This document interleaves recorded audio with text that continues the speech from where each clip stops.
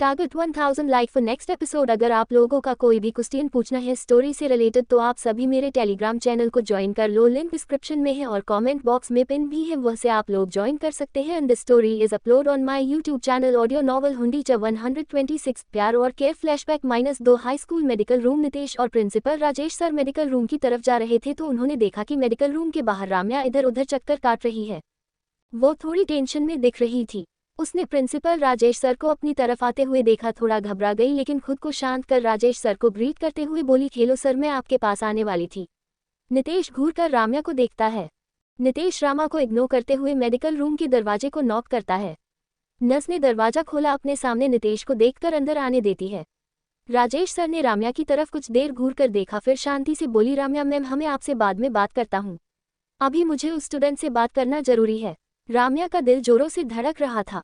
Principal sir medical room के अंदर चले जाते हैं। राम्या का मन कर रहा था वो प्रिंसिपल को जाकर रोक ले, लेकिन वो अच्छी तरह जानती थी वो ऐसा नहीं कर सकती।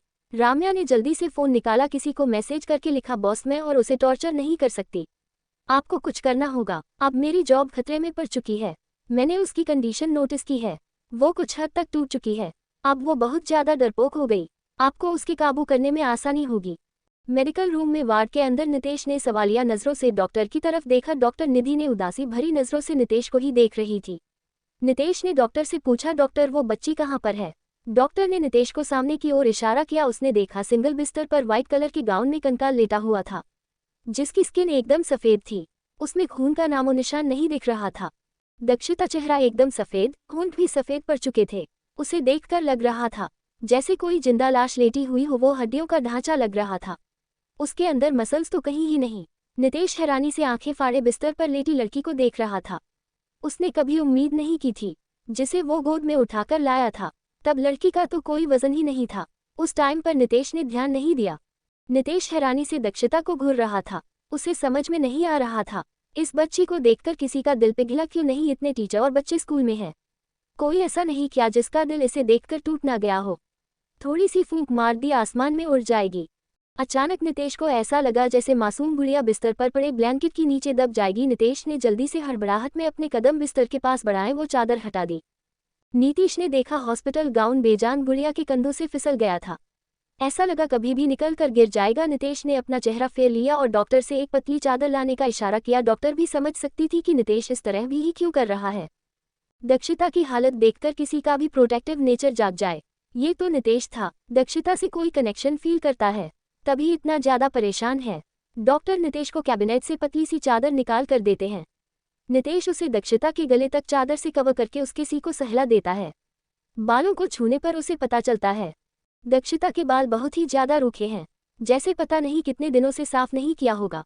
नितेश ने सोच लिया था अब मासूम गुड़िया को यहाँ नहीं रहने देगा, अपने साथ अपने घर लेकर जाएगा। तभी वार्ड का दरवाजा एक बार फिर खुला और प्रिंसिपल सर अंदर आए। नितेश और डॉक्टर को देखने लगे। डॉक्टर अपना सर झुकाकर खड़ी थी, वही नितेश बिस्तर पर बैठा पता नहीं क्या सोच रहा था। प्रिंसिपल सर आगे बढ़कर बोले, बेटा वो स्टूडेंट कहाँ है जिसके बारे में तुम बात कर रहे थे?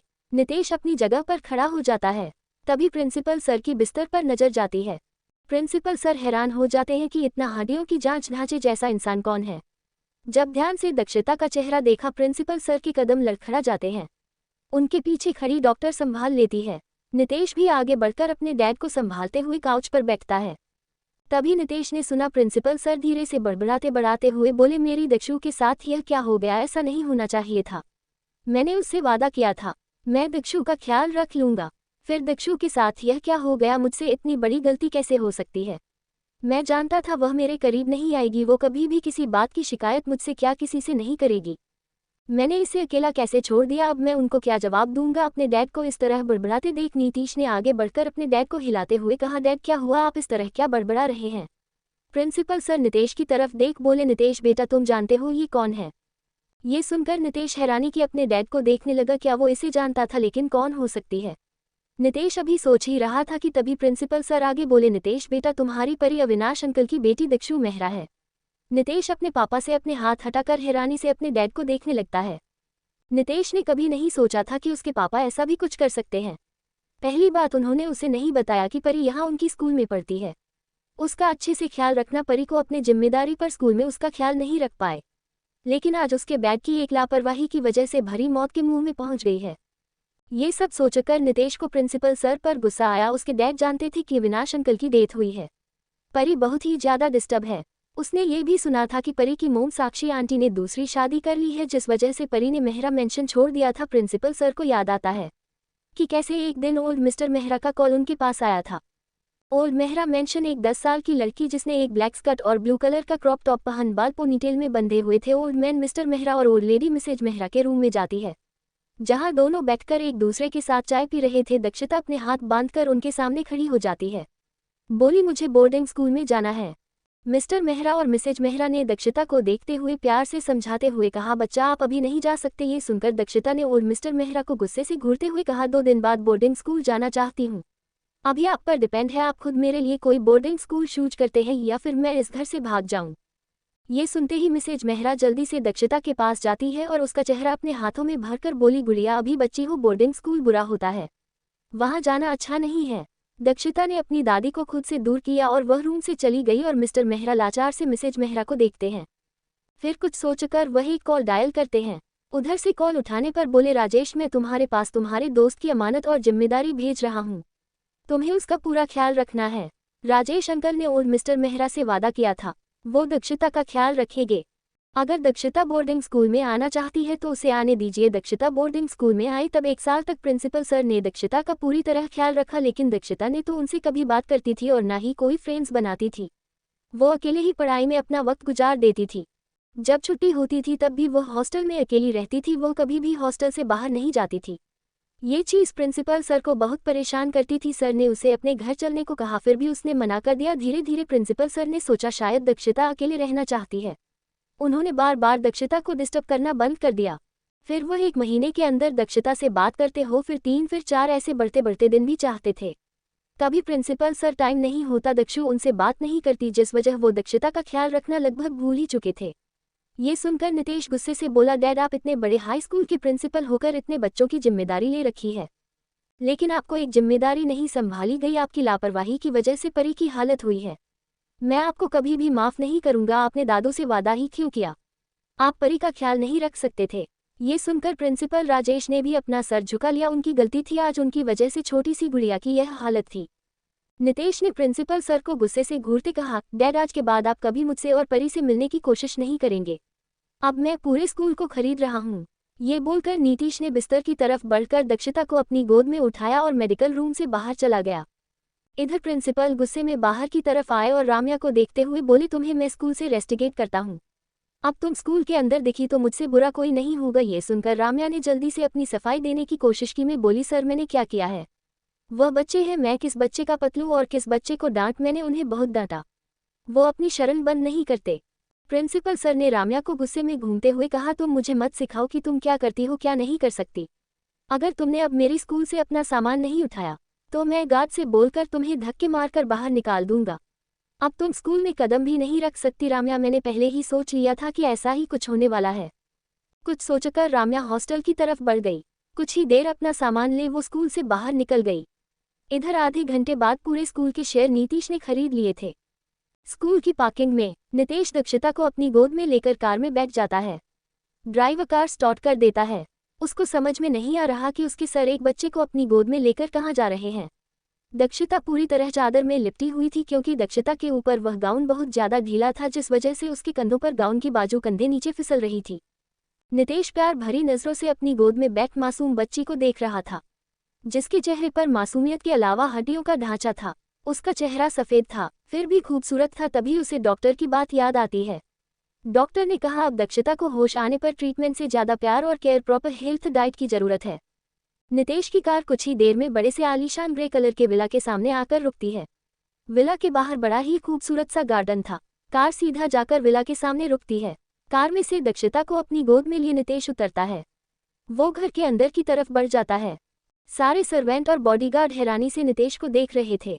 आज पहली बार किसी दूसरे इंसान यानी एक बच्ची के करीब गया था जो बिल्कुल बच्चों जैसी थी। नितेश दक्षिता को अपनी गोद में लेकर अपने रूम में जाता है। वहां बिस्तर पर दक्षिता को लेटाकर वे टिश्यू पेपर से दक्षिता का चेहरा और हाथ पर क्लीन करता है। ऐसी नॉर्मल टेम्परेचर पर सेट करके अच्छे से ब्लैंकेट ओढ़ा देता है। ब्लैंकेट थोड़ा विचार रखता है, जिससे दक्षिता पर ब्लैंकेट का वजन भी ना पड़े। जैसे ही नितेश बिस्तर से उठने वाला था, उसने देखा दक्षिता ने अपनी आंखें खोल दी है। वह टुकुर टुकुर एक बिल्ली के बच्चे की तरह चारों ओर देख रही है। जैसे उस जैसा इनोसेंट इंसान कोई भी ना हो। इतना टॉर्चर सहने के बाद भी वह एकदम शांति थी। यही चीज नितेश को अजीब लग रही थी। अगर वह भले ही बुरी तरह रिएक्ट करती, उन चीजों से उसका दिल हल्का हो जाता। क्या सच में दक्षिता ठीक है या फिर कुछ ऐसा है जो अभी भी सामने नहीं आया? क्या नीति दक्षिता के लिए एक अच्छा आदमी साबित होगा या फिर वह भी किसी मकसद से है? क्या बेला या खुराना का बॉस अब आगे भी कुछ करने वाले हैं? क्या जाने के लिए अगला एपिसोड पढ़े। Hello readers, like comment share and follow me. CH 127 mom या डैड में से सबसे स्ट्रांग कौन? हेलो विजेंद्र जी, कल मैं कुछ भी करके आपके लिए उस स्टोरी का एक चैप्टर डाल दूंगी और कल से मैं आप उस स्टोरी के डेली चैप्टर डालूंगी। हेलो रीडर्स, मैं कुछ दिनों से देख रही हूँ कि कमेंट बहुत कम आ रहे हैं। क्या मैं स्टोरी बोरिंग बना रही हूँ? प्लीज़ कमेंट में बताएं। आप लोग कमेंट क्यों नहीं करते? मैं स्टोरी में पूरे एफर्ट्स डालने की कोशिश करती हूँ, तो आप भी अपने कुछ एफर्ट्स डाल दीजिए और मुझे बता दीजिए कि मैंने कैसे स्टोरी लिखी है। फ्लैशबैक 3 राय ज़्यादा विला में नितेश दक्षिता को अपने रूम में लाकर लेटा देता है। ब्लैंकेट ओढ़ाकर जैसे ही रूम से बाहर जाने वाला था, नितेश ने देखा परी मासूम आंखों से टुका टुका उसको और रूम देख रही थी।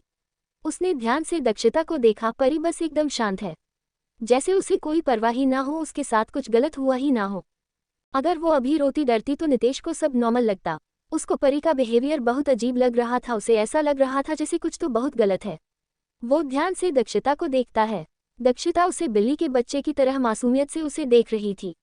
वो कसकर ब्लैंकेट को पकड़ रखा था। नितेश ध्यान से दक्षिता के करीब बिस्तर पर बैठकर प्यार सर सहलाते हुए बोला, परी क्या हुआ? आप इस तरह चुप क्यों हैं? क्या आपको मेरे बारे में नहीं जानना? दक्षिता पलकें झपकाए देती है, अपने होंठ कुछ बोलने के लिए खोलती है। कुछ सोच वो चुप हो जाती है। दक्षिता ब्लैंकेट को कसकर पकड़ डर के मारे हल्का सा कांप रही थी। नितेश प्यार से हंसकर अजीब सी आवाज निकालते हुए बोला, मैं बब्बर शेर हूँ परी, तुम ब्लैंकेट में छुप जाओ वरना तुम्हें खा जाऊंगा। फिर हंसते हुए आगे बोला, ओ मेरी परी को डर लग रहा है क्या? कोई बात नहीं, अब तुम्हें कोई भी परेशान नहीं करेगा, तुम चिंता मत करो। नितेश अपने बाइसेप्स दिखाते हुए बोला, तुम्हारा भाई बहुत स्ट्रांग है, मेरे बच्चे को कोई परेशान नहीं कर सकता। दक्षिता भी मासूमियत से अनिकेत को देखने लगी। 2 साल बाद जाकर किसी अपनेपन का एहसास हुआ था, वरना इन 2 सालों में 1 साल तक तो वह अकेली ही रही। 1 साल से वो दिन बच्चों से दोस्ती करना चाहती थी, उन स्टूडेंट से बुली हो रही थी। वो शुरुआत में स्कूल में आई, स्कूल के प्रिंसिपल ने उसे कहा वो उसके अंकल है और हमेशा ख्याल रखेंगे। 1 साल में उसे इतना परेशान किया गया, वो अंकल कभी भी उसे बचाने नहीं आए। दक्षिता हमेशा भगवान से प्रे करती थी, काश अंकल उसे बचाने आ जाए। उन्होंने उसे वादा किया था स्कूल में उसे प्रोटेक्ट करेंगे। अंकल 1 साल से कभी दिखाई ही नहीं दिए।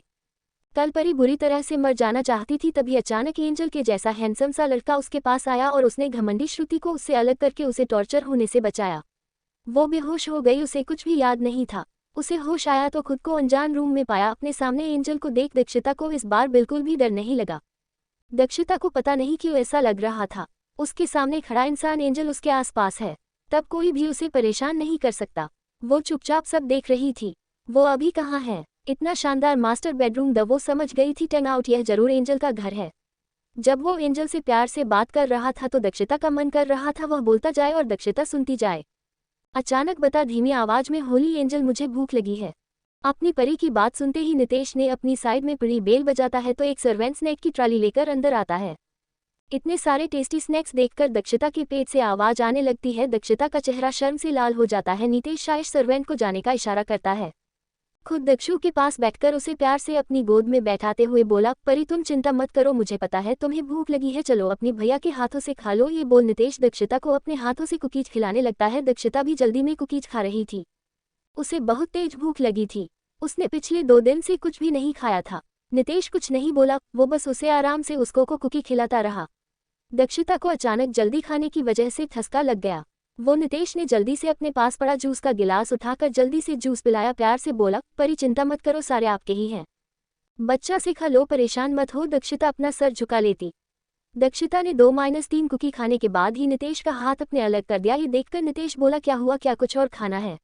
दक्षिता ने में सिर हिलाया और अपना सर झुकाकर अपने हाथों को देखने लगी। नितेश प्यार से उसका सर सहलाते हुए बोला, बच्चा अब जो भी बोलना चाहते हैं बेझिझक बोलिए, आपको क्या चाहिए, आप डरो मत करो।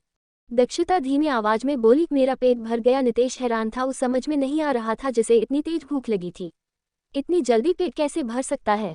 नितेश प्यार से दक्षिता को मनाकर थोड़े स्नैक्स और खिलाता है। दक्षिता बार बार खाने से मना कर रही थी। नितेश ने फिर दक्षिता को बेड पर सुलाकर बाहर आकर अपने डॉक्टर से फोन करके इस बारे में पूछा तो डॉक्टर ने बताया लंबे समय तक भूखी रहने की वजह से शायद उस बच्ची की भूख खत्म चुकी है। कुछ मेडिसिन मैसेज कर देता हूँ, सारी मेडिसिन दे दो, उसे वापस से भूख लगने लगेगी। डॉक्टर की बात सुनकर नितेश को और ज्यादा उस वार्डन राम्यामी पर गुस्सा आता है। नितेश दक्षिता का बच्चों की तरह ख्याल रखता, टाइम पर खाना और मेडिसिन देना, जिस वजह से दक्षिता कुछ ही दिनों में ठीक होने लगी। रात को बुरे सपने आते जैसे कोई उसे जबरदस्ती गंदा खाना खिला रहा है, कभी कोई खाना छीन रहा है, कुछ लोग उसे कीचड़ के गड्ढे में फेंक दिया, कभी कुछ तो कभी कुछ। हमेशा नितेश शांत कर सुला देता। आज भी दक्षिता को बुरा सपना आया जहां वार्डन में उसे डंडे से मारते हुए बोल रही है कि तुम हॉस्टल छोड़कर क्यों गई, तुमने किसकी परमिशन से स्कूल छोड़ा, अब तुम्हें और ज्यादा पनिशमेंट मिलेगी, तुम्हें हमेशा के लिए टॉयलेट में रहना होगा। दक्षिता बुरे सपने के डर कर उठ जाती है। अचानक उसे अपने कानों में बांसुरी की धुन पड़ती है। दक्षिता को मीठी धुन को सुन अजीब सा सुकून मिलता है। दक्षिता धुन का पीछा करते हुए जाती है। उसे बड़े से पेड़ के नीचे चांद की रोशनी में एक बेंच पर कोई बैठा बांसुरी बजा रहा था। वो परछाई के करीब जाकर देखती है, नितेश ही बेंच पर बैठा बांसुरी बजा रहा था। दक्षिता बांसुरी की मीठी धुन को महसूस कर नितेश के बगल में बैठ जाती है। नितेश की धुन में सुकून और दर्द था। अपने पास किसी को महसूस कर वो बांसुरी पर अपनी उंगली थिरकाना बंद कर देता है। फिर अपनी बगल में देखे बिना चांद की तरफ देखते हुए बोला, बच्चा क्या आपको आज भी बुरा सपना आया? दक्षिता बिना कुछ बोले नितेश के कंधे पर सर रखकर हाथ को गले से लगा लेती है। नितेश ने चांद की तरफ देखते हुए बोला, बच्चा आज तुमको स्ट्रांग लेडी की कहानी सुनाता हूँ। पता है माँ सबसे ज्यादा स्ट्रांग होती है। ये सुनते ही दक्षिता नितेश से अलग बैठ जाती है। उसको नितेश की बात बिल्कुल भी पसंद नहीं आती। वह धीमी आवाज में बोली, नहीं भैया, पापा सबसे स्ट्रांग होते हैं। मेरे डैड ने हमारे देश की रक्षा करते वक्त शहीद हो गए। मेरे डैड मेरे सुपर हीरो है, इंडिया के हीरो है। आप कैसे बोल सकते हैं? मॉम स्ट्रांग होती है। मॉम हमेशा ऑफिस के काम से ही प्यार करती है। डैड हमेशा मुझे प्रोटेक्ट करते, मेरे साथ वक्त बिताते, मेरी हर बात का ख्याल रखते। मॉम कभी मुझसे बात भी नहीं करती थी, मेरे साथ वक्त नहीं बिताती थी। डैड पूरे देश की रक्षा करने के साथ मेरे साथ भी वक्त बिताते थे। वह मेरे सुपर हीरो डैड थे। आप ऐसा कैसे बोल सकते हैं? नितेश नम आंखों से हंसते हुए बोला, बच्चा, ना मॉम स्ट्रांग ना डैड एंड स्ट्रांग, मॉम भी स्ट्रांग डैड भी स्ट्रांग। ये बात हमेशा याद रखना, मॉम डैड दोनों ही स्ट्रांग होते हैं, और वरना दोनों ही नहीं होते। तुम्हें माँ की कहानी सुनाता, पता है? एक 12 साल की लड़की थी, 2 छोटे भाई बहन थे। लड़की के मॉम डैड बचपन में ही दुनिया को छोड़कर चले गए। लड़की ने पूरे दिन पार्ट टाइम जॉब्स करके छोटे भाई बहनों को माँ बाप बन पाल पोस कर बड़ा किया। उन्हें अच्छी क्वालिफिकेशन के साथ एक अच्छी जॉब भी दी। दोनों की अच्छे घर में शादी नहीं करवाए। उस लड़की की जीवन की बात आई तो दोनों ने अपने परिवार के साथ अपनी माँ जैसी बहन को छोड़कर दूर चले गए। जिंदगी में एक लड़का आया जो उस लड़की से सच्चा प्यार करता था। उस लड़की के प्यार को देखकर लड़की ने 35 साल की उम्र में एक 25 साल के लड़के से शादी की। वो लड़का उस लड़की से बहुत ज्यादा प्यार करता था। लड़के मॉम डैड लड़की को बिल्कुल भी पसंद नहीं करते थे। पहला गरीब परिवार से आती थी, दूसरा उनके बेटे से भी 10 साल बड़ी थी। वो लड़की को पूरे दिन घर में नौकरानी बनाकर रखते, अपने बेटे के सामने उसके साथ अच्छा बिहेव करते। 1 साल के अंदर उस लड़की को एक बेटा हुआ। जब प्रेग्नेंट हुई और बच्चे को जन्म दिया, महिला के इंटरनल ऑर्गन कमजोर हो गए। उसका शरीर आंतरिक रूप से कमजोर होने लगा। फिर भी उसके सास ससुर उसकी कोई चिंता नहीं करते, उसे वैसे ही नौकरानी की तरह काम करवाते और कुछ भी अच्छा खाने को नहीं देते। उस महिला का हस्बैंड स्कूल में टीचर था। वो पूरे दिन स्कूल में रहता और बच्चों के भविष्य को और ज्यादा बढ़िया बनाने के लिए शाम को भी पढ़ाई में ही लगा रहता। आदमी ने वाइफ और फैमिली पर ध्यान देना छोड़ दिया। शाम 1 घंटे वाइफ के साथ बैठा था। वाइफ इतनी स्ट्रांग थी, वो कभी भी अपने हस्बैंड को उसके माँ बाप की शिकायत नहीं करती। उसके माँ बाप ही कोई न कोई शिकायत उससे करते रहता। हमेशा अपनी वाइफ को समझाता। वो वाइफ भी सर झुकाकर उसे अपनी गलती मान लेती। कभी भी यह नहीं कहती कि यह सब झूठ है। वो अपने हस्बैंड को कोई तकलीफ नहीं देना चाहती, सब कुछ कहती। एक दिन उस महिला ने अपनी जिंदगी से हार मान ली और वह दुनिया को छोड़कर चली गई। पता है, वो महिला मेरी मॉम थी। वो हमेशा कहती थी, चाहे जीवन में कितने ही दुख क्यों ना हो, हमें कहीं ना कहीं खुशियां ढूंढ लेनी चाहिए और हमें कोई कितना भी कमजोर करने की कोशिश क्यों ना करे, लेकिन हमें स्ट्रांग रहना चाहिए। मेरी मॉम बांसुरी से यही धुन बजा दी थी। इसमें मेरी मॉम का दर्द और मेरे लिए सुकून दोनों झलकता था। आज इस दिन को बजाकर मैं अपनी मॉम को अपने पास महसूस करता हूँ। ऐसा नहीं है कि मेरे डैड स्ट्रांग नहीं है, वो एक बहुत अच्छी टीचर है। वो हर बच्चों के लिए बहुत स्ट्रांग आदमी है। मॉम डैड और अपनी वाइफ और स्ट्रांग बेटा और हस्बैंड नहीं बन पाए जो अपने बेटे और वाइफ को प्रोटेक्ट नहीं सके। ऐसा नहीं है, डैड स्ट्रांग नहीं है, वो बहुत स्ट्रांग है, लेकिन वो एक टाइम पर कुछ ही लोगों को प्रोटेक्ट कर सकते हैं। बहुत सारे लोगों की जिम्मेदारी अपने कंधों पर ले लेते हैं। डैड को सूझबूझ से सब कुछ संभालना नहीं आता। आज वो अच्छे डैड टीचर दोस्त बेटा बनने की कोशिश में अच्छे दोस्त नहीं बन पाए। उन्होंने दूसरों पर अंधा विश्वास किया। मेरे डैड की बहुत बड़ी कमजोरी है, वो सब पर अंधा विश्वास कर लेते हैं। अगर वह दूसरों पर विश्वास करने के साथ अपनी जिम्मेदारी समझकर समय पर अपनी जिम्मेदारियों को संभाले तो शायद वो स्ट्रांग डैड, टीचर, बेटा और फ्रेंड भी बन पाते हैं। तुम्हारी मॉम स्ट्रांग और बेस्ट बॉस, बिजनेस वुमन और बेटी बनने में स्ट्रांग मोम भरना भूल गई। अगर वह इन सब जिम्मेदारियों के साथ कुछ वक्त तुम्हें भी देती, शायद वह तुम्हारी नज़रों में भी अविनाश अंकल की तरह स्ट्रांग मॉम होती। तुम्हें पता है अविनाश अंकल कल सुपर हीरो क्यों थे? क्योंकि वह देश की रक्षा के समय पर स्ट्रांग फाइटर बनकर सीमा पर खड़े हो जाते। जब डैड मोम की जरूरत पड़ती तो वह एक स्ट्रांग डैड और मोम बनकर खड़े हो जाते। जब तुम्हारे दादू दादी को एक स्ट्रांग बेटे की जरूरत पड़ती तो वह एक स्ट्रांग बेटा बनकर खड़े हो जाते। जब तुम्हारी मॉम को एक स्ट्रांग हस्बैंड की जरूरत पड़ती तब स्ट्रांग डैड बनकर खड़े हो जाते। तुम्हारे डैड सुपर हीरो है, जैसे मेरी मॉम सुपर हीरो थी, इसी तरह सबकी मॉम डैड स्ट्रांग होते हैं। भैया मैं हमेशा स्ट्रांग लेडी बनूंगी, स्ट्रांग लेडी के साथ साथ स्ट्रांग लीडर बनूंगी, जो सब सही वक्त पर संभाल सके। ये सुनते ही नितेश जोर से हंसते हुए बोला, मुझे यकीन है मेरा बच्चा एक दिन बहुत स्ट्रांग लेडी बनेगा, जो हर रिश्ते को, हर जिम्मेदारी को, हर उम्मीदों को जोड़कर एक ऐसे स्ट्रांग एजेंट लेडी बनेगा जिसका नाम हर किसी के जबान पर होगा। अगर कोई किसी को स्ट्रांग बनने के लिए बोलेगा तब वह तुम्हारा नाम लेकर बोलेगा कि एक ऐसी क्वीन बनोगी जो वक्त स्ट्रांग थी, वो रिश्तों में भी स्ट्रांग थी, अपने काम में भी स्ट्रांग ही, इमोशन में भी स्ट्रांग थी। ये सुनते ही दक्षिता हमें सिर्फ खिलाती है, हाँ भैया मैं बहुत स्ट्रांग बनूंगी। यह बोलकर दक्षिता वहीं पर नितेश की गोद में सो जाती है। क्या दक्षिता सच में उस दिन के बाद से ही इतनी स्ट्रांग बन गई, या फिर उसे कुछ गहरे जख्म और खाने पड़े जिनका दर्द सहते हुए भी इतनी स्ट्रांग बनी? अब उसका नितेश भाई कहाँ पर है, जाने के लिए अगला एपिसोड पढ़ें। Hello readers, like, comment, share and follow me. कल के एपिसोड में दक्षिता की ऑस्ट्रेलिया जाने तक की पूरी फ्लैशबैक स्टोरी क्लियर हो जाएगी।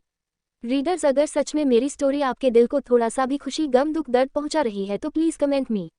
128 सब खत्म हो गया। Vijendra ji Shri birth of new identity का चैप्टर डाल दिया है।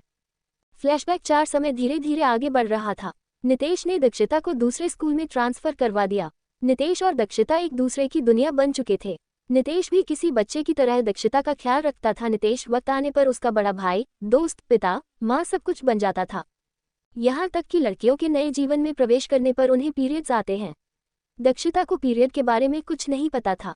नितेश माँ की तरह उसके लिए पैड्स लेकर आता, पीरियड्स के बारे में बताता, बहुत ज्यादा दर्द होता तब पेट की मालिश करता, ब्राउन शुगर खिलाता, ठंड से बचाने के लिए ठंडी चीजों से दूर रखता कोशिश करता।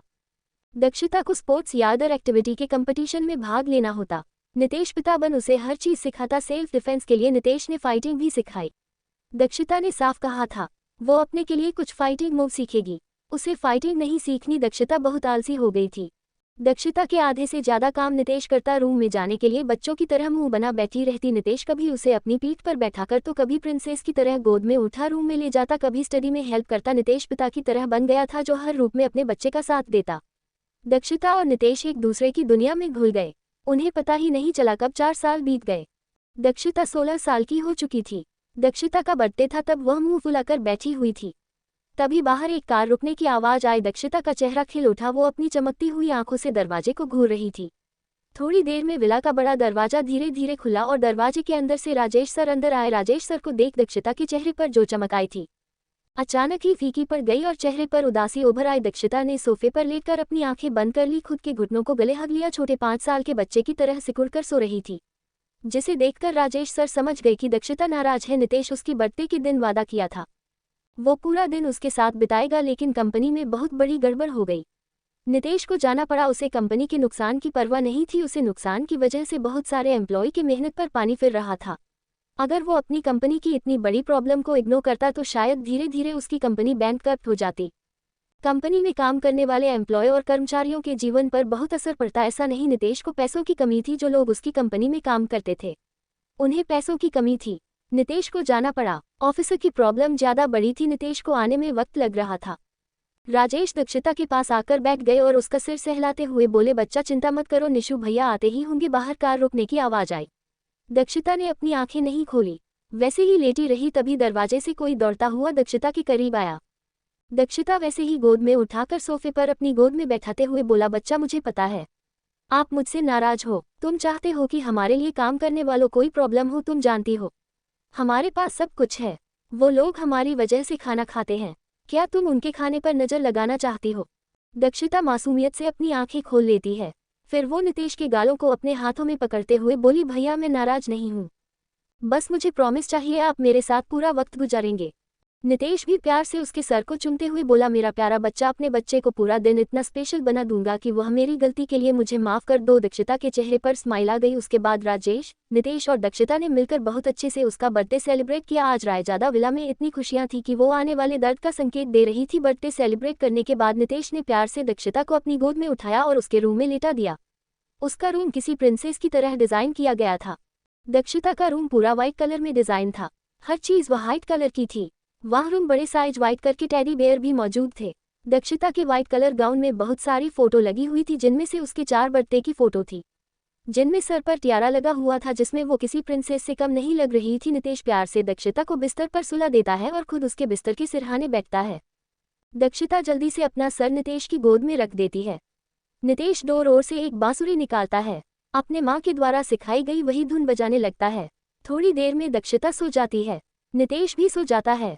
अगली सुबह दक्षिता स्कूल चली गई। नितेश का मन पता नहीं आज क्यों बहुत ज्यादा घबरा रहा था। उसका मन कर रहा था दक्षिता को स्कूल न जाने दे। वही दक्षिता भी भाई से दूर नहीं होना चाहती थी। आज उसे स्कूल में बहुत ही जरूरी असाइनमेंट सबमिट करना था।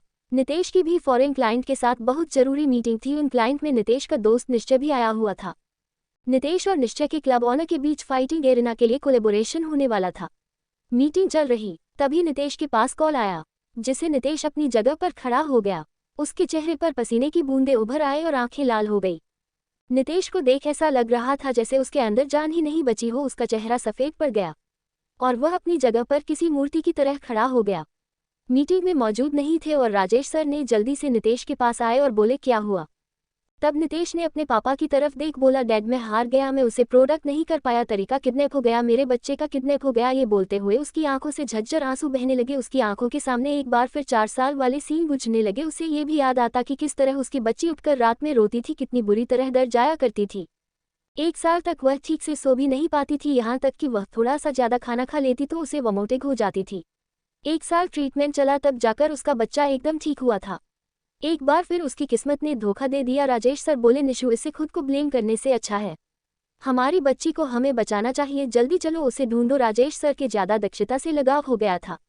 जितना नितेश दक्षिता का ख्याल रखता उतना तो राजेश सर नहीं रख पाते। वह पूरी कोशिश करने के बाद नितेश और राजेश सर बिना किसी को बताए मीटिंग रूम से बाहर निकल गए। वहीं निश्चय जल्दी से नितेश और राजेश सर के पीछे पार्किंग में पहुंचा और बोला, नितेश मैं चलता हूँ, मैं अच्छा फाइटर हूँ, तुम्हारी बहुत हेल्प कर दूंगा। ये सुनकर नितेश रुका और निश्चय की तरफ देख बोला, निश्चय भाई मैं तुमसे एक एहसान चाहता हूँ। मुझे पता नहीं क्यों ऐसा लग रहा है जैसे आज बहुत कुछ बदलने वाला है। अगर मुझे कुछ हो गया प्लीज मेरे बच्चे का ख्याल रखना, उसे यहाँ से बहुत दूर ले जाना, यहाँ बहुत ज्यादा खतरा है। उसे इतना स्ट्रांग बनाना कि उसे मेरे जैसे भाई की जरूरत ना पड़े, वो खुद ही दुनिया पर राज कर सके। मैंने इतना प्यार किया और बिगाड़ दिया कि वह स्ट्रांग बनना ही नहीं चाहती। उसे यकीन है कि मैं हमेशा प्रोटेक्ट करूंगा। मुझे पता नहीं क्यों ऐसा लग रहा है जैसे अब मैं उसका साथ और नहीं निभा सकता। तुम अभी मेरे साथ मत आओ, लोकेशन ऑन रखूंगा, पुलिस को लेकर आ जाना। 1 घंटे बाद तुम हमारे साथ ही पुलिस लेकर गए तो शायद वह लोग मेरे बच्चा को मार भी सकते हैं। 1 घंटे के अंदर उन्हें बहला फुसलाकर मैं अपने बच्चे को अपने पास ले लूँ, फिर तुम पुलिस को लेकर आ जाना। निश्चय को भी नितेश की बात सही लगती है। उसका भी दिल घबरा रहा था। वही राजेश चुपचाप कार में बैठी थी। उन्हें पता था कि आज कुछ गलत होने वाला है। नितेश ने दक्षिता के बालों में लगी है हेयरपिन हैदराबाद ट्रैकर्स से दक्षिता को ट्रैक किया। उस जगह की ओर जाने लगा। उसने अपने पापा से कुछ नहीं कहा। नितेश अच्छे से जानता था उसके पापा उसके साथ जाएंगे ही तो कुछ बोलने का कोई फायदा नहीं है। इधर बड़ी सी कंस्ट्रक्शन बिल्डिंग में नीले कलर की स्कर्ट विद शर्ट के भीगे हुए थे और शराब की बदबू आ रही थी। दक्षिता के हाथ पैर बांध कोने में सीमेंट के बोरे पर फेंका हुआ था। उसके कपड़े बुरी तरह गंदे थे और उसके कपड़े फटे भी हुए थे। जब दक्षिता सुबह स्कूल पहुंची, जैसे ही वह स्कूल के अंदर जाने वाली थी, अचानक कि किसी ने उसे किडनैप कर लिया।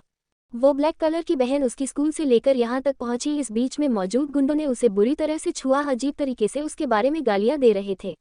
गुंडे ने अपने हाथ में एक शराब की बोतल ले रखी थी। वह उसमें से थोड़ी शराब पी रहा था, तभी वो पूरी शराब दक्षिता के ऊपर उड़ेल दी।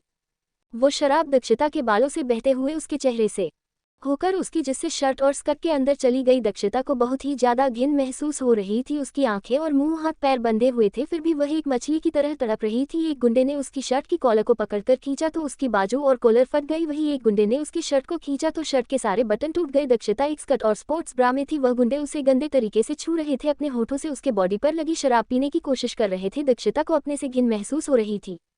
उसे ऐसा लग रहा था 1000 कीड़े मकोड़े आपकी बॉडी पर दौड़ रहे हो। अपने शरीर पर एक अजीब सी गंदगी फील हो रही थी। जिस वजह से उसने 2-3 बार वॉमिटिंग कर दी। गुंडों ने दक्षिता के ऐसे वॉमिटिंग करने के कारण उन गुंडों ने दक्षिता को बुरी तरह मारा। दक्षिता रोते हुए खुद को छोड़ देने की भीख मांगती रही है। कुछ ही देर में उस कंस्ट्रक्शन बिल्डिंग में लाकर पटक दिया। दक्षिता की पूरी बॉडी सफ़ेद पड़ चुकी थी। उसे अंदर से ऐसा फील हो रहा था जैसे वह बहुत ज़्यादा गंदी हो चुकी है। उसका मन कर रहा था वह अपने शरीर की खाल उतार कर फेंक दे। उसे अपनी शक्ल से ही अजीब सी महसूस हो रही थी। जहां उन गुंडों ने छुआ या शराब ने मिट्टी ने छुआ वहां दक्षिता की बॉडी लाल सुर्ख हो गई, धीरे धीरे नीली पड़ने लगी। दक्षिता की बॉडी अजीब से एलर्जी रिएक्शन दिखा लगी। इतने में बाहर कार रुकने की आवाज़ आई। तभी एक गुंडा बोला, यह क्या हो रहा है? बॉस ने साफ कहा था कि इस लड़की को उन्हें देना है। तो ये लोग कौन आए हैं? दोस्तों, जो पैसे आने वाले हैं। तभी गुंडे नितेश और राजेश सर को लेकर आते हैं। जैसे ही नितेश दक्षिता को देखता है वो अचानक फाइटिंग मोड में आ जाता है।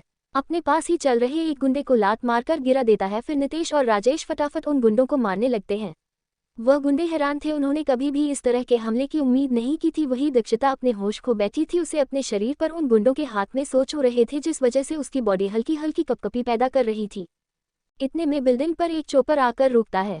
उसमें से एक ब्लैक ओवरकोट, व्हाइट पेंट और शर्ट में एक बहुत ही लंबा आदमी चेहरे पर एक बड़ा सा मास्क लगाकर नीचे उतरा। उसके साथ बॉडीगार्ड भी थे। जैसे वहां पर आकर वहां के हालात देखता है तो उसकी आंखें गुस्से से लाल हो जाती है। वह अपने बॉडीगार्ड को इशारा करता है। अचानक ही नितेश और राजेश कुछ समझ पाते कि उन पर गोलियों की बरसात हो जाती है। नितेश और राजेश सर धड़ाम से नीचे गिर जाते हैं।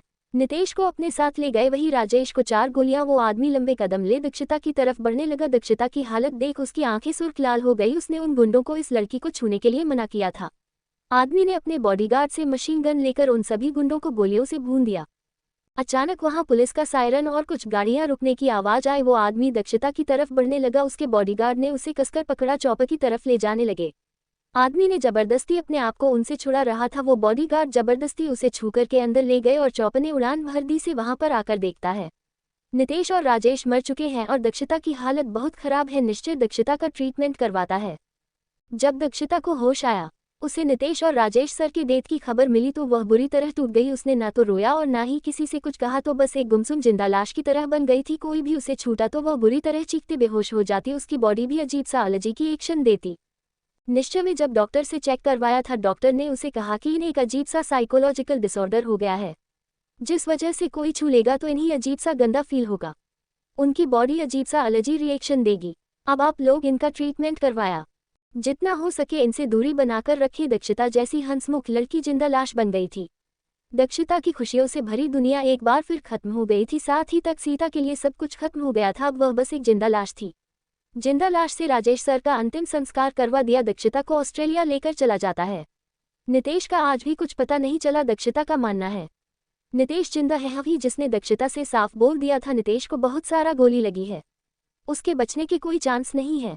फ्लैशबैक एंड क्या नितेश जिंदा है या फिर सच में नितेश मारा गया और वह ब्लैक लॉन कोट वाला क्या विजय शर्मा है या कोई और दुश्मन है? जाने के लिए अगला एपिसोड पढ़ें। कल से प्रिंस के पागलपन के एपिसोड चालू होंगे और अब जल्द ही 2 साल काली आने वाला है। Hello leaders, like comment share and follow me please. Comment बहुत कम आते हैं, कर दो यार, थोड़ा सा मोटिवेशन नहीं दे सकते क्या? अगर कुछ गड़बड़ है तो बताए, कुछ बोरिंग है तो वह भी बताए, कुछ तो कीजिए। हेलो विजेंद्र जी, मैंने rebirth of new identity life का चैप्टर डाल दिया है, अब रोज डालूंगी, इसीलिए पढ़ लीजिए। CH 129 प्रिंस का गुस्सा अब तक आपने पढ़ा। दक्षिता के डैड की डेथ के बाद बोर्डिंग स्कूल में चली जाती है। वहां उसे बुरी तरह ट्रीट किया जाता था। उसकी कंडीशन बहुत खराब थी। तब दक्षिता के डैड के फ्रेंड के बेटे ने संभाला उसे, भाई माँ बाप का प्यार दिया। दोनों एक दूसरे की दुनिया बन गए थे। 4 सालों बाद अचानक ही उनकी जिंदगी में तूफान आया और उसकी वजह से दक्षिता की एक बार फिर हंसती खेलती फैमिली बर्बाद हो गई। तूफान में दक्षिता ने बहुत सारे रिश्ते खोए, माँ बाप, भाई, दोस्त, सब एक ही इंसान था। उसकी दुनिया और हंसने की वजह था वो उसे हमेशा के लिए छोड़कर चला गया।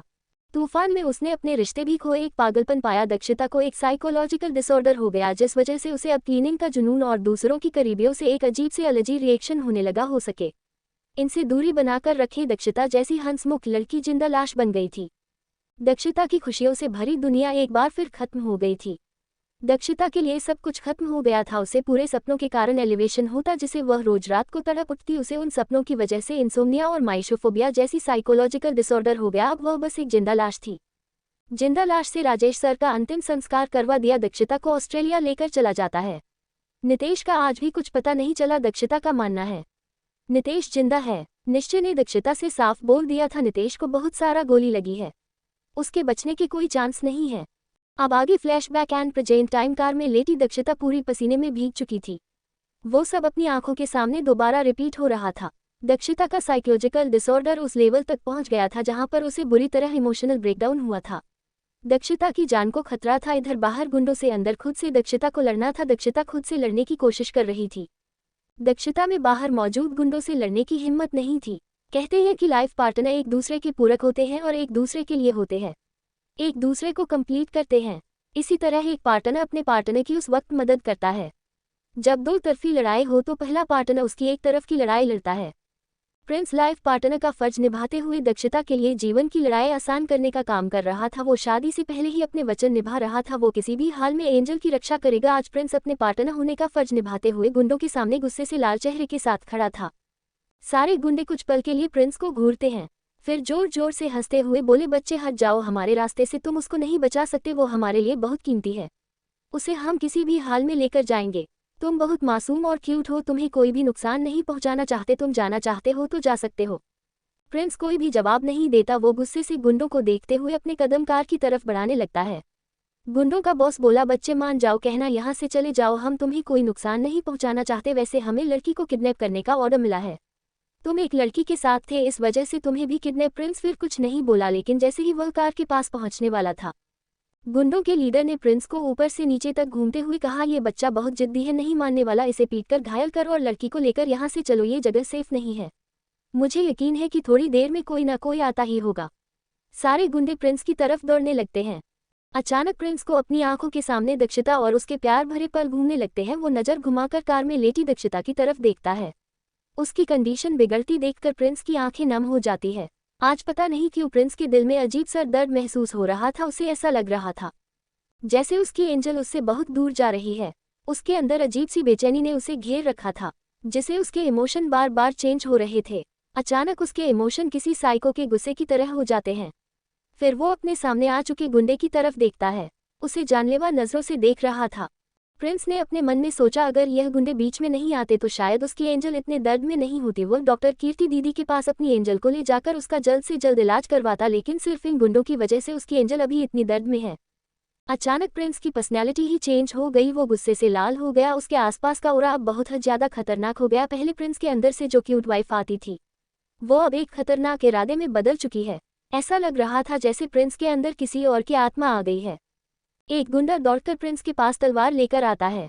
अचानक प्रिंस ने अपना दायां पैर उठा घुमाकर उसके हाथ पर मारा। उस गुंडे के हाथ से तलवार छूटकर नीचे गिर गई। प्रिंस को याद आता है बचपन में उसके डैड उसे किस तरह तलवारबाजी सिखाते थे। दादाजी उसे तलवारबाजी की प्रैक्टिस करवाते थे। जैसे ही प्रिंस ने तलवार हाथ में ली, उसके अंदर एक योद्धा सा आ गया। उसने गुंडे के हाथ पर तलवार से वार किया। उस गुंडे की चीख पूरे जंगल में गूंज गई। इसी तरह एक एक गुंडे आते गए। प्रिंस अंधाधुन उन पर वार करता रहा। किसी का हाथ पैर, किसी का पेट, किसी का सीना, किसी की गर्दन। सारे गुंडे कुछ ही सेकंड में ढेर हो गए।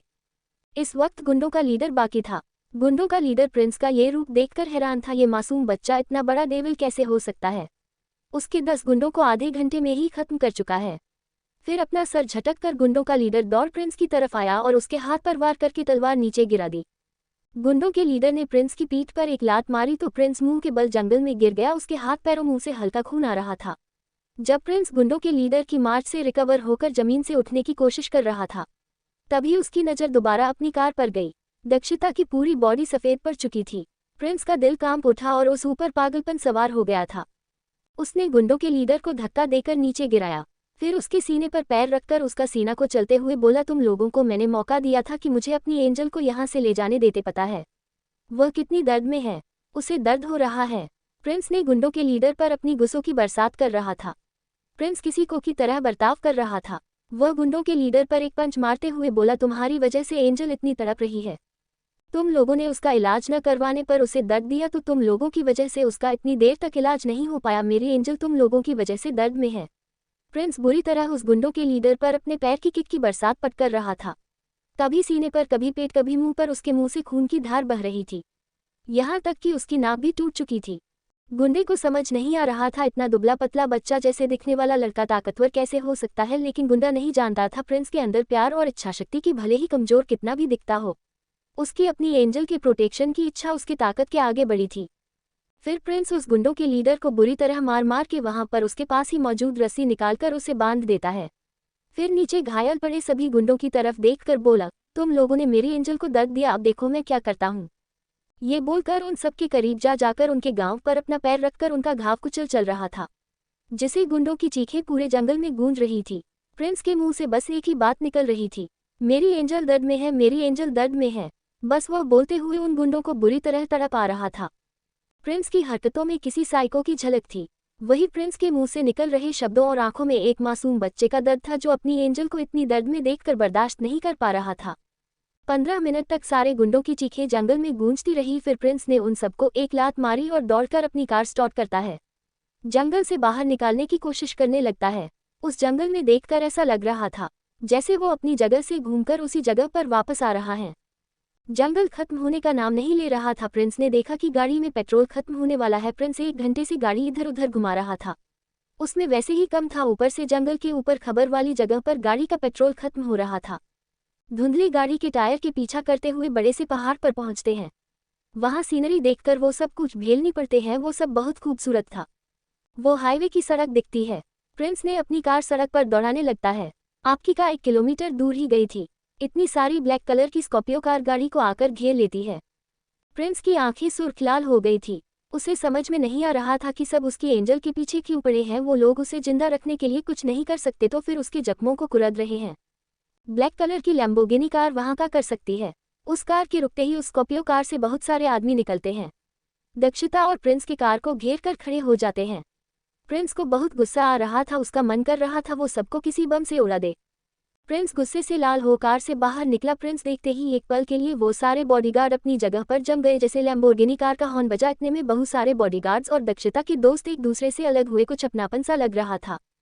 प्रिंस ने जैसे बॉडीगार्ड को अपने करीब आते हुए देखा तो उसने अपनी कार से तलवार निकाल ली और अपना एक पैर पीछे करके किसी योद्धा की तरह तलवार एक हाथ में हल्का सा ऊंचा उठाकर खड़ा कर दिया, दूसरा हाथ अपनी पीठ की तरफ ले जाकर हल्का सा मोड़ दिया। इस वक्त प्रिंस किसी युद्ध की तलाश में था। प्रिंस बीच हाईवे पर खड़ा था। सारे बॉडीगार्ड गोल घेरा बनाकर प्रिंस को पकड़ने की कोशिश कर रहे थे। वही प्रिंस लगातार अपनी तलवार चलाते हुए उन्हें मना कर रहा था।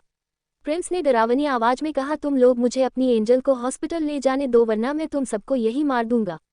प्रिंस बस से मैं अपनी तलवार चलाने लगा। बहुत सारे बॉडीगार्ड को तलवार की खरोच आई।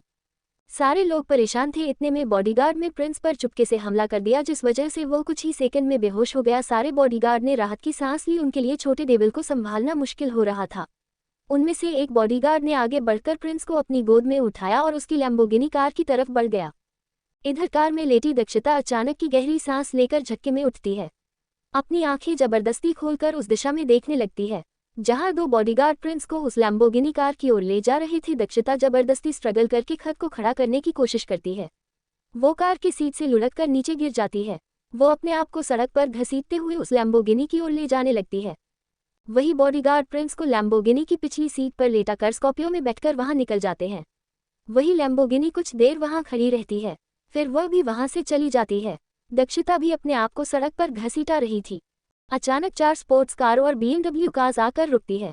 दक्षिता की हालत देखकर परेशान थे। निश्चय ने आगे बढ़कर दक्षिता को हटाने के बारे में सोचा, क्योंकि अब दक्षिता की साइकोलॉजिकल डिसऑर्डर से ज्यादा दक्षिता की टेंशन हो रही थी। प्रिंस का किडनैप किसने किया और दक्षिता की कंडीशन कितनी खराब है, जाने के लिए अगला एपिसोड पढ़े। Hello readers, like comment share and follow me. CH130 2 साल बाद हेलो रीडर्स रिपीट चैप्टर के साथ अगला चैप्टर भी है। कल एस शर्मा ने मुझे कहा कि चैप्टर में कुछ शब्द गलत होने की वजह से आपको समझ नहीं आया। कल का चैप्टर रिपीट कर रही हूँ। उसके बाद इस चैप्टर में थोड़ा सा आज का चैप्टर भी है, प्लीज़ उसे भी पढ़ना और कोई गलती हो तो प्लीज़ बता दीजिए। मेरा कल फ़ोन ख़राब था तो मुझे पता नहीं चला कि क्या हो गया। मैंने लिखा कुछ और लिखा कुछ और गया। कल फ़ोन बहुत ज़्यादा हैंग हो रहा था। आज भी ख़राब है, लेकिन मैं पूरी कोशिश करूँगी कोई गलती ना हो। कल तक मेरा नया फ़ोन आ जाएगा, फिर कोई गलती नहीं होगी। सुनसान जंगल में कार में लेटी दक्षिता पूरी पसीने से लथपथ अपने अतीत की दर्द भरी गलियों से गुजर रही थी। उसकी लाइफ का सबसे ज्यादा दर्द भरा हिस्सा उसकी बंद आंखों में घूम रहा था। सुनसान जंगल में 10 से 12 गुंडों के बीच एक कार में लेटी दक्षिता अपने अंदर के इमोशन, अतीत, दर्द, पास्ट, अकेलापन और जख्मों को अपनी आंखों के सामने ताज़ा महसूस कर पा रही थी। उसका साइकोलॉजिकल डिसऑर्डर लेवल तक पहुंच गया जहां सारे इमोशन एक साथ उसके अंदर से गुजर रहे थे। दक्षिता के दिल में एक भूचाल आया हुआ था। वह दर्द, हंसी, खुशी, अकेलापन, तड़प और गिल्ट सब साथ महसूस कर पा रही थी। उसके दिल की धड़कनें बहुत तेज और सर दर्द के मारे फटा जा रहा था। उसे बहुत बड़ा नर्वस ब्रेकडाउन हुआ। अपने और नितेश के साथ जो कुछ भी हुआ उसे एक्सेप्ट नहीं कर पा रही थी। दक्षिता की जान को खतरा था। इधर बाहर 10 से 12 गुंडे उसे किडनैप करने के लिए और उसे तड़पाने के लिए तैयार थे। शायद वो लोग दक्षिता के अतीत के ही कोई हिस्सा है। वो अपने दिल और दिमाग में अपने इमोशन से लड़ रही थी। मऊ से बाहर खड़े गुंडों से लड़कर खुद को बचाना था। वो खुद को दूसरे अपने दुश्मनों से बचा सके। इतनी स्ट्रांग बनी थी, अतीत के गहरे जख्म कमजोरी बन गए। आज दक्षिता को अपनी पावर इस्तेमाल करके गुंडों से लड़ खुद को बचाना था। अतीत के दर्द डूबी दक्षिता बहुत कमजोर थी। कोई नया गहरा दर्द दे सकता है। अंडरवर्ल्ड और बिजनेस की दुनिया की क्वीन को प्रोटेक्शन की जरूरत थी। कहते हैं लाइफ पार्टनर एक दूसरे के पूरक होते हैं, एक दूसरे की कमजोरी को पूरा करते हैं। पार्टनर या लवर की ताकत बनते एक दूसरे को कंप्लीट करते हैं। पार्टनर हमारी ताकत बनता है। हम अपने आप और दुश्मनों से की लड़ाई लड़ रहे हैं। अपने आप से लड़ने का बस हौसला दे सकता है। लवर या पार्टनर बाहर के दुश्मनों से प्रोटेक्ट कर सकता है। आज प्रिंस जैसा मासूम बच्चा भी लवर और लाइफ पार्टनर का फर्ज निभाते हुए दक्षिता को अतीत के जख्म के इमोशन से लड़ने का वक्त और हौसला दे रहा था। वो शादी से पहले पति होने के वचन निभा रहा है। किसी भी हाल में अपनी एंजल को प्रोटेक्ट करके प्रिंस को बिल्कुल भी एहसास नहीं था आज क्या करने जा रहा है। अनजाने में पार्टनर होने का फर्ज निभाते हुए गुंडों के सामने प्रिंस गुस्से से लाल चेहरे के साथ खड़ा था। गुंडे कुछ पल के लिए प्रिंस को घूरते हैं। गुंडों का बॉस जोर से हंसते हुए प्रिंस का मजाक उड़ाते हुए बोले, ओ बच्चे तुम बहुत बहादुर हो, हमारे शिकार के साथ यहाँ तक पहुँच गए। तुम अभी भी बच्चे ही हो, हमसे पंगा नहीं ले सकते। बच्चे हमारे रास्ते से हट जाओ, हमारे रास्ते से बच्चे, तुम उसको नहीं बचा सकते। इसको किसी भी हाल में लेकर जाएंगे। तुम मासूम और क्यूट हो, लड़की को हमारे हवाले करके तुम जाना चाहो जा सकते हो। प्रिंस कुछ नहीं कहा, वो बस गुस्से से गुंडों को देखते हुए कदम कार की तरफ बढ़ाने लगता है। गुंडों का बॉस बोला, बच्चे क्यों मरना चाहते हो, यहाँ से चले जाओ, तुम्हें कोई नुकसान नहीं पहुँचाना चाहते। वैसे हमें लड़की को किडनैप करने का ऑर्डर मिला, एक लड़की के लिए खुद की जान खतरे में क्यों डाल रहे हो। प्रिंस फिर कुछ नहीं बोला। तभी एक गुंडा कार के पास पहुँचने वाला था। तभी गुंडों के लीडर ने प्रिंस को ऊपर से नीचे तक घूरते हुए कहा, ये बच्चा बहुत जिद्दी है, नहीं मानने वाला, इसे पीटकर बेहोश कर और लड़की को लेकर यहाँ से चलो, हम सेफ नहीं है। थोड़ी देर में कोई ना कोई आता ही होगा। सारे गुंडे प्रिंस की तरफ दौड़ने लगते हैं। प्रिंस को अपनी आंखों के सामने दक्षिता और उसके प्यार भरे पल घूमने लगते हैं। वो नजर घुमाकर कार में लेटी दक्षिता की तरफ देखता है।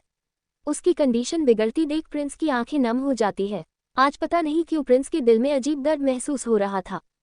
प्रिंस को ऐसा लग रहा था जैसे उसकी एंजल उससे बहुत दूर जा रही है। उसके अंदर अजीब सी बेचैनी ने उसे घेर रखा था। उसके इमोशन बार बार चेंज हो रहे थे। गुंडे को दक्षिता की तरफ बढ़ते देख साइको के गुस्से की तरह हो जात है। फिर वो अपने सामने आ चुके गुंडे की तरफ देखता है। उसे जानलेवा नजरों से देख रहा था।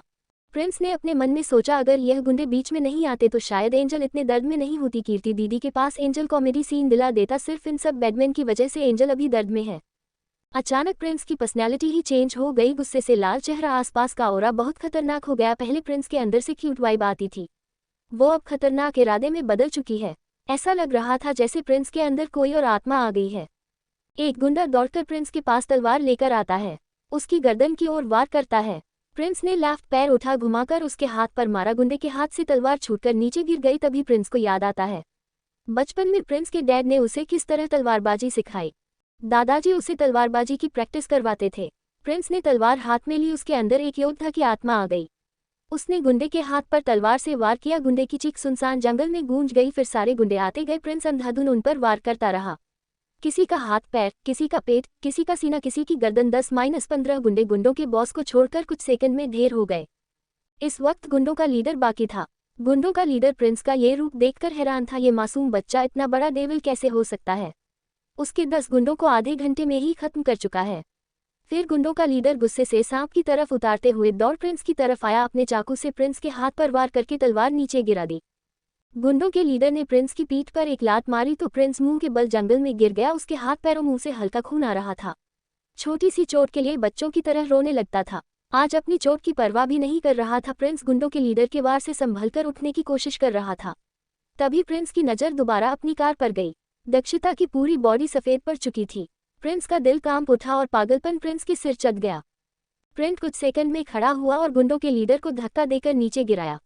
उसके सीने पर पैर रखकर उसका सीना को कुचलते हुए बोला, तुम लोगों को मैंने मौका दिया था कि मुझे अपनी एंजल को यहाँ से ले जाने देते। पता है वो कितनी दर्द में है, उसे दर्द हो रहा है। प्रिंस ने गुंडों के लीडर पर अपनी पचम की बरसात कर रहा था। प्रिंस साइको की तरह बर्ताव कर रहा था। गुंडों के लीडर को पंच मारते हुए बोला, तुम्हारी वजह से एंजल इतनी तड़प रही है। तुम लोगों ने उसका इलाज न करवाने पर उसे दर्द दिया, तो तुम लोगों की वजह से उसका इतनी देर तक इलाज नहीं हो पाया। मेरी एंजल तुम लोगों की वजह से दर्द में है।